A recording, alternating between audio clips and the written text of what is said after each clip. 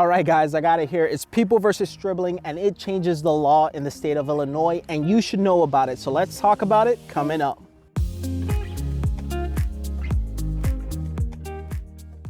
Hello, my name is Clyde Guilamo, and I am a lawyer in the Chicagoland area. And in Law Talk for Non-Lawyers, we talk about the law in plain English. And in this video, this is actually a part 2 to my Illinois Sniff and Search Law series, or stated differently, whether police can search your vehicle based off the odor of cannabis. Now, I started this series based off of an article that I saw on Facebook, and it said that police can no longer search your car based off of the odor of cannabis. And I thought to myself, is that true? So I researched the status of law in the state of Illinois, and I provided an in-depth analysis in my first video, and I would recommend that you go ahead and check that out. But this area of law has been changing. And as of now, we have a new case on the books, and that's People versus Stribling out of Will County. And this is an appellate court case, and you can cite to it. So let's talk about the area of law that is cannabis and how the law has changed, all right?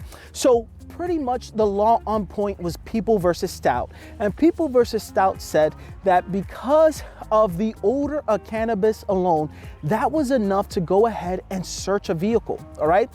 And that was the law of the land for about 30, 40 years. And then different cases were going up to the appellate court and to the Supreme Court to challenge that. The biggest challenge recently was People versus Hill. And what they did was they sidestepped the issue. They did not answer the question whether or not the odor of cannabis by itself was enough to justify the search of a vehicle. So a lot of us who are in the law, we're thinking to ourselves, like, is it still the case? Can we still rely on People versus Stout? And that case, People versus Hill, was silent on the issue. And it was tough because we didn't know what direction this area of law was going to. So there was a judge in Whiteside County. He went ahead and decided, you know what? I'm gonna say that it no longer applies.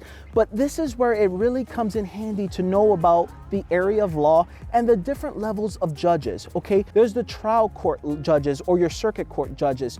Those are the judges who are deciding the cases between civilians, the cases that come into the trial court level, okay? And those cases, if you disagree with their opinion, you could actually go to a reviewing court to see if the determination that the trial court made was correct. And that's the appellate court of Illinois.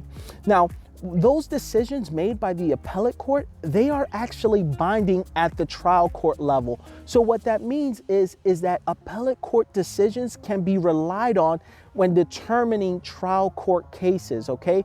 And if you disagree with an appellate court decision, there's a third level. It's the highest level in the state of Illinois, and that's the Supreme Court. Now, the Supreme Court decisions, those are the law of the land. That means that if they decide on the case, that is the law in the state of Illinois. And People versus Stout, that was a Supreme Court case. So it ultimately was law. But what the appellate court did here in People versus Stribling was brilliant. They can't overturn a Supreme Court case, right? They are a lower court. So what can they do? They can change the playing field. They go ahead and say, Stout was good law at the time it was in effect. But the problem was they were not considering whether the change in the law that happened in the state of Illinois when we legalized the recreational use of cannabis, whether that would impact probable cause. So by changing the playing field and saying, hey, there were new laws that were enacted that were not considered by the Stout court, they can now come to a decision that does not conflict with the holding of People versus Stout. And what do they say? It's the last paragraph of the opinion, and I want to read it to you guys so that you guys can hear it directly from our appellate court. They say, we hold that the smell of burnt cannabis without any corroborating factors is not enough to establish probable cause to search the vehicle, and the court did not err in granting the motion to suppress. The Supreme Court's holding in Stout is no longer applicable to post-legalization fact patterns. That is our appellate court. This is a citable case. So what does that mean to you? Okay, because I want to go ahead and put it in terms of you. What that means is that police officers can no longer search your vehicle based off of the odor of cannabis alone, okay? But what does that not mean? Because I want to be clear and I don't want any confusion for you guys. That doesn't mean that you can smoke a blunt outside, okay? That doesn't mean that you can have a blunt in your cup holder, okay? That doesn't mean that you can hotbox in your car, and that definitely doesn't mean that you can go ahead and commit DUIs because you are under the influence of cannabis, okay? That doesn't mean any of those things. Hey, I drive on those roads, okay? If you're smoking weed, don't be on a car, don't be driving, all right? That's my position. But what that does mean is this, is that if there is an odor of cannabis because a friend smoked, got into your car, and that's why it smells like cannabis, it means that that's no longer the basis for police officers tossing over your car, searching for other items, okay? They can no longer do that.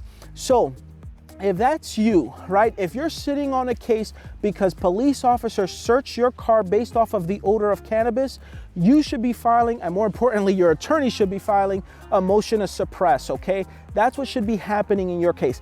And if you've recently filed a motion to suppress on this issue and it got denied because of People versus Stout, that means that you should be talking with your lawyer, telling them, hey, you should file a motion to reconsider and cite to the case of People versus Stribling. That is binding law that you can rely on, okay? So that's it for me. Lawyers, you guys got your work cut out for you. If you have any questions, feel free to leave a comment below and I'll try to answer as many of them as I can. All right, take care, guys. Bye-bye.